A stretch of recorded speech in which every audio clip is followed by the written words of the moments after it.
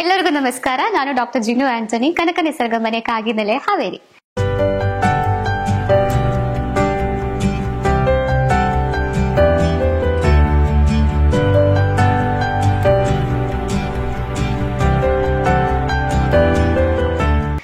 ಇವತ್ತಿನದೊಂದು video ಎಲ್ಲರಿಗೂ ಬೇಕಾಗಿರುವ ಒಂದು ಕನ್ಸರ್ನ್ ಇದೆ, ವೆಯ್ಟ್ ಲಾಸ್ ಅಂದಿರೋದು. ಸೊ ಈ ವೆಯ್ಟ್ ಲಾಸ್ ಮಾಡಕ್ಕೆ ಏನಾದ್ರೂ ಶಾರ್ಟ್ ಕಟ್ ಇದೆಯಾ, ಅದು ಮನೆಯಲ್ಲಿನೇ ಕುತ್ಕೊಂಡು ಹೇಗೆ ವೆಯ್ಟ್ ಲಾಸ್ ಈಸಿಯಾಗಿ ಮಾಡೋಣ ಅಂತ ಬಗ್ಗೆ ಹೇಳಕ್ಕೆ ಇವತ್ತಿನ ವಿಡಿಯೋ ಇರೋದು.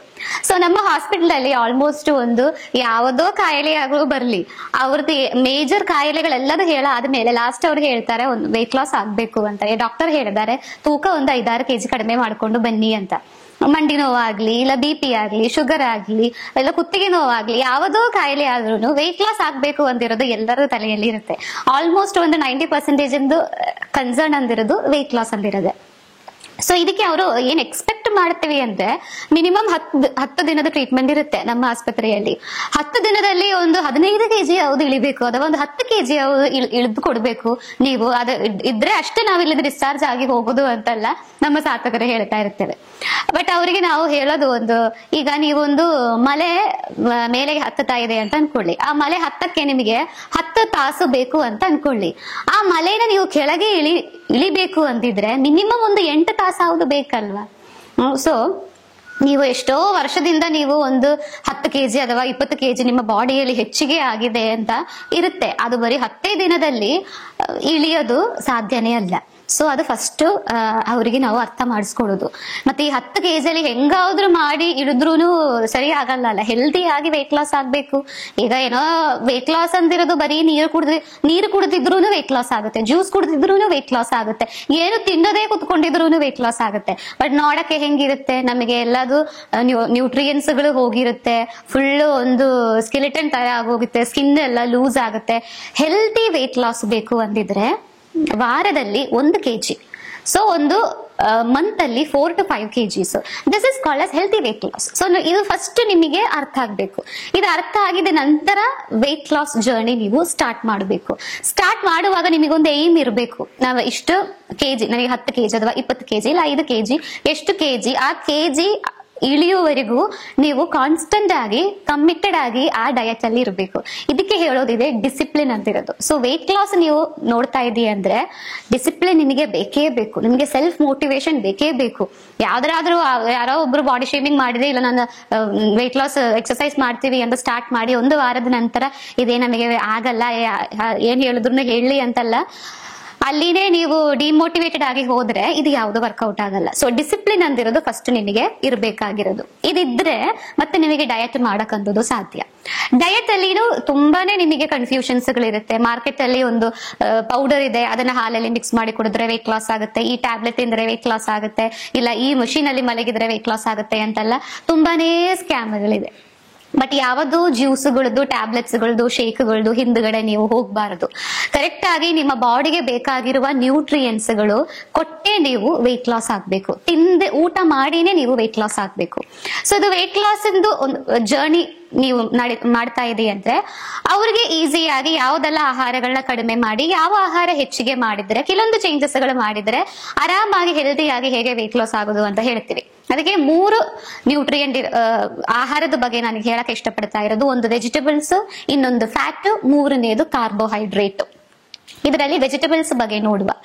ಈ ವೆಜಿಟೇಬಲ್ಸ್ ಇಂದು ಒಂದು ಅಡ್ವಾಂಟೇಜ್ ಏನಂತ ನೋಡಿದ್ರೆ, ನೀವೊಂದು 100 ಗ್ರಾಮ್ ತರಕಾರಿ ತಿಂದಿದೆ ಅಂತ ಅನ್ಕೊಳ್ಳಿ, ನಿಮ್ಗೆ ಬರೀ 20 to 30 ಕ್ಯಾಲೋರಿ ಅಷ್ಟೇ ಬರೋದು. ಸೇಮ್ ಟೈಮ್ ನೀವು 100 ಗ್ರಾಮ್ ಕಾರ್ಬೋಹೈಡ್ರೇಟ್ ತಿಂದಿದೆ ಅಥವಾ ಧಾನ್ಯಗಳು ತಿಂದಿದೆ ಅಂತ ಅನ್ಕೊಳ್ಳಿ, 400 to 600 ಕ್ಯಾಲೋರಿ ನಿಮ್ಮ ಬಾಡಿಗೆ ಬರುತ್ತೆ. ನಿಮ್ಗೆ ವ್ಯತ್ಯಾಸ ಅರ್ಥ ಆಯ್ತಾ?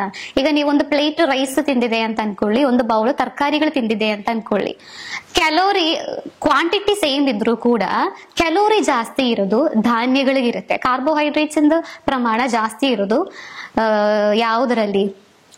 ಧಾನ್ಯಗಳಲ್ಲಿ, ಅನ್ನ, ರೊಟ್ಟಿ, ಚಪಾತಿ, ರಾಗಿ ಮುದ್ದೆಗಳಲ್ಲಿ.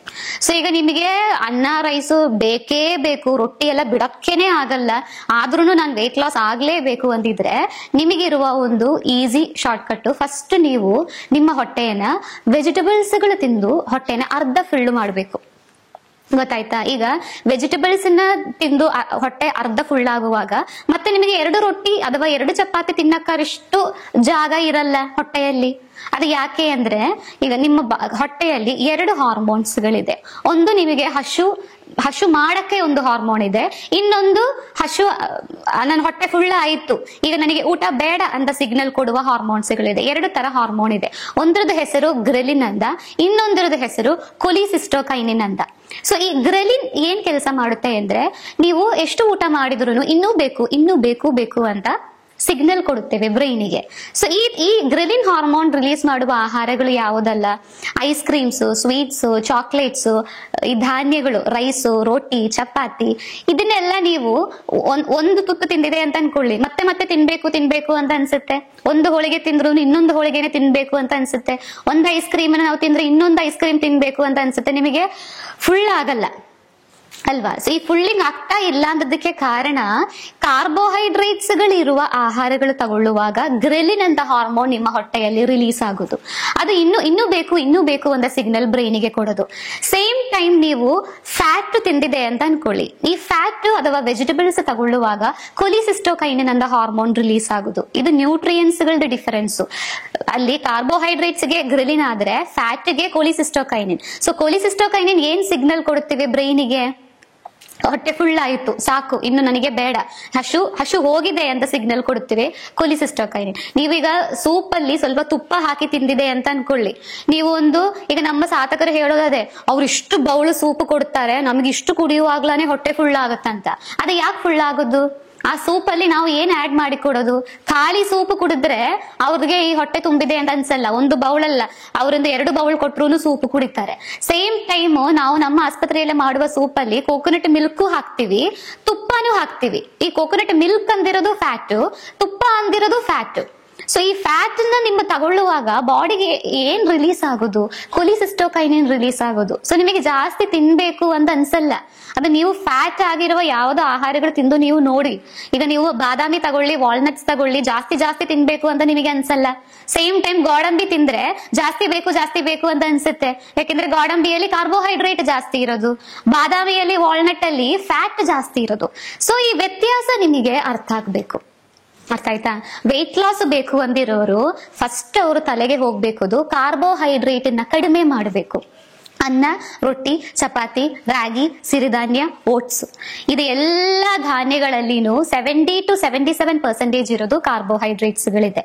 ಸೊ ಇದನ್ನ ನೀವು ಫಸ್ಟ್ ತಗೊಳ್ಳೋದು ಬಿಟ್ಟು ಲಾಸ್ಟ್ಗೆ ಇಟ್ಕೊಳ್ಳಿ. ಈಗ ತಿನ್ಲೇಬೇಕು ಅಂದಿರುತ್ತಲ್ಲ ನಿಮಗೆಲ್ಲರಿಗೂ, ಅದನ್ನ ಲಾಸ್ಟ್ ಇಟ್ಕೊಳ್ಳಿ. ಫಸ್ಟ್ ನೀವು ತರಕಾರಿಗಳು ತಿಂದು ಹೊಟ್ಟೆ ಫುಲ್ ಮಾಡಿ, ಒಂದು ಬೌಲ್ ಸ್ಯಾಲಡ್ ಅಥವಾ ಒಂದು ಬೌಲ್ ಬೇಯಿಸಿರೋ ತರಕಾರಿ ಪಲ್ಯ ಅಥವಾ ಒಂದು ಬೌಲ್ ತರಕಾರಿ ಸೂಪ್, ಇದನ್ನ ನೀವು ಫಸ್ಟ್ ತಗೊಳ್ಳಿ. ಸೊ ಕೊಲಿಸಿಸ್ಟೋಕೈನಿನ್ ರಿಲೀಸ್ ಆಗಿ ಹೊಟ್ಟೆ ಅರ್ಧ ಫಿಲ್ ಆಗಿದೆ ಅಂತ ಸಿಗ್ನಲ್ ಹೋಗುತ್ತೆ. ಇನ್ನು ಎರಡನೇದು ಏನ್ ತಿನ್ಬೇಕು ಅಂತ ನಾನು ಹೇಳೋದು, ವೆಜಿಟೇಬಲ್ ಆಯ್ತಾ, ಎರಡನೇದು ಫ್ಯಾಟ್. ಸೊ ಈ ಫ್ಯಾಟ್ ಅನ್ನ ನಿಮಗೆ ಹೇಗೆ ಎಲ್ಲ ಇನ್ಕ್ಲೂಡ್ ಮಾಡಬಹುದು? ನಟ್ಸ್ ಫಾರ್ಮ್ ಅಲ್ಲಿ ಆಡ್ ಮಾಡಬಹುದು. ಈಗ ನಾನ್ ವೆಜ್ ತಗೋತೀವಿ ಅಂದ್ರೆ ಒಂದು ಬೌಲು ಬೇಯಿಸಿರೋದು ಚಿಕನ್ ಅಥವಾ ಫಿಶ್, ಸ್ಟೀಮ್ಡ್ ಮಟನ್, ಆ ತರ ಆಡ್ ಮಾಡಬಹುದು.